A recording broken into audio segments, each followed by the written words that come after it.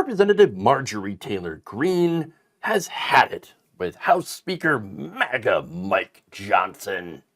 Oh no!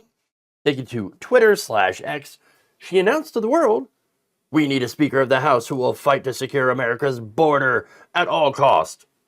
Not one that passes a $1 trillion Democrat wish list that continues the border invasion," which is not really happening, "that funds the weaponized government," which is not actually happening, "and breaks our own conference rules. I'm done with this one." Ooh. Greene also posted that she would be voting no on the $1.2 trillion government funding package, which, again, it did pass the House. She then said something that is actually true. Quote, "Our Republican majority is a complete failure." The one honest thing that she's ever said. Wow. All right, now, the replies to that post, by the way, were filled with people asking her to make a motion to vacate the Speaker. You know, the same thing that they did to oust former Speaker Kevin McCarthy in order to put MAGA Mike Johnson into the place. It only takes one member to do it. And guess what? If they kick out Mike Johnson, it would be absolute chaos. Because you remember the prior Speaker fight, which took quite some time to find someone who was even willing and able to get enough votes to be in the speakership to begin with. So good luck on that. Now, that said, today she did file a resolution to oust Johnson, but didn't force a vote on it. Not yet. Not yet. In fact, she described it as more of a warning than a pink slip. "I'm not saying that it won't happen in 2 weeks or it won't happen in a month or who knows when, but I'm saying the clock has started. It's time for our conference to choose a new speaker." Now, they said that they were furious with Johnson, avoiding a government shutdown by actually moving legislation with Democratic votes. I know, how dare you reach out to the other side and actually try to get the government funded instead of letting it shut down, which is what Republicans want. People like Chip Roy, who, again, came out swinging against this swampney-bus or whatever, whatever weird name he comes up with to describe legislation that literally keeps the government open, and by the way, is pretty good for Republicans. I mean, they got some wins here, weirdly enough. Look, let me go through some of those wins, okay? According to The Hill, the package includes more than $490 million in funding for 22,000 Border Patrol agents, which Republicans are touting as the highest level ever funded. Oh, weird. That seems like a win. More Border Patrol. But apparently, no, not to Republicans, because they didn't get their ridiculous wall funding, which wouldn't do anything really about immigration. Walls can be flown over. Most of the people overstaying their visas are people that flew into the country and just let it expire. Yeah, border crossings are actually a very, very small amount of the people that are here undocumented.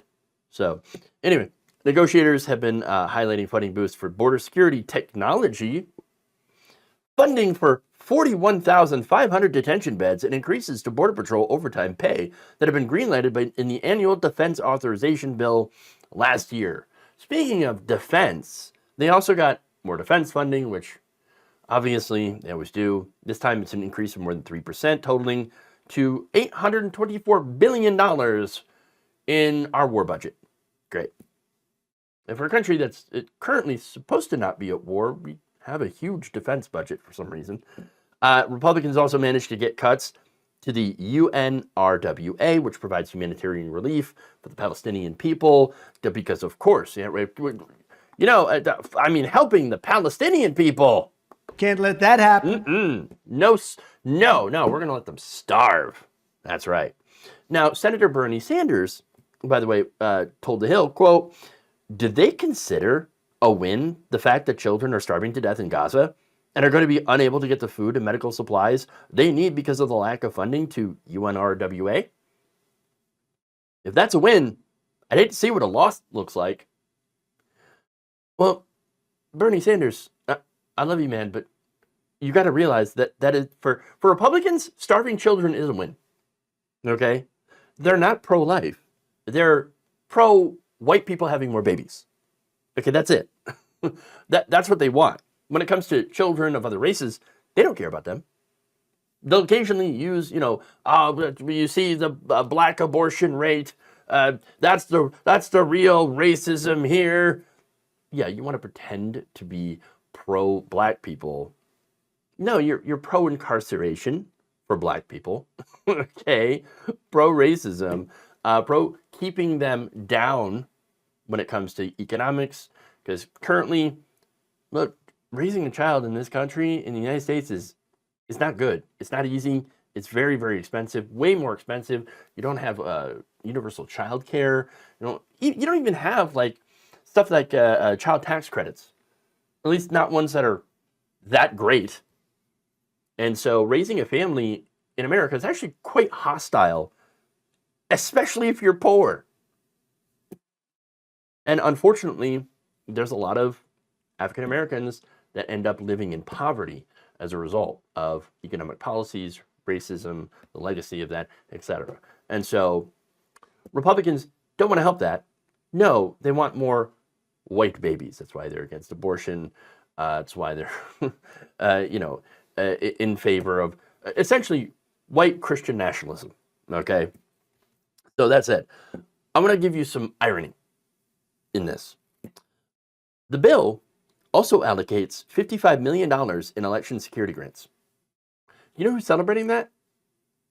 Ain't Republicans. It's Democrats. They're like, hey, yeah, we funded more election security. Wait, I thought Republicans are supposed to care about election security. No. In fact, House Republicans sought to eliminate funding in that area in their initial proposal last year. They actually wanted to get rid of money for funding election security. I kid you not. The party of securing our elections was like, hey, why don't we not fund securing our elections? Isn't that great? By the way, the $55 million that they got, that's actually a cut. There's $20 million less than last year. So they cut funding to it. And Democrats are, by the way, we got $55 million, woo, for election security. Republicans are like, I wish I would have cut all of that money. Republicans, you can't believe anything they say. All right.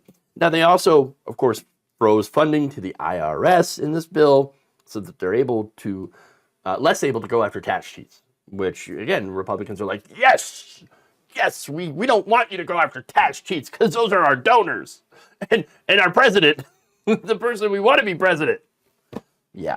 So it is kind of ironic that this is the bill that Marjorie Taylor Greene, Chip Roy, and other far-right Republicans are getting so upset about passing the House.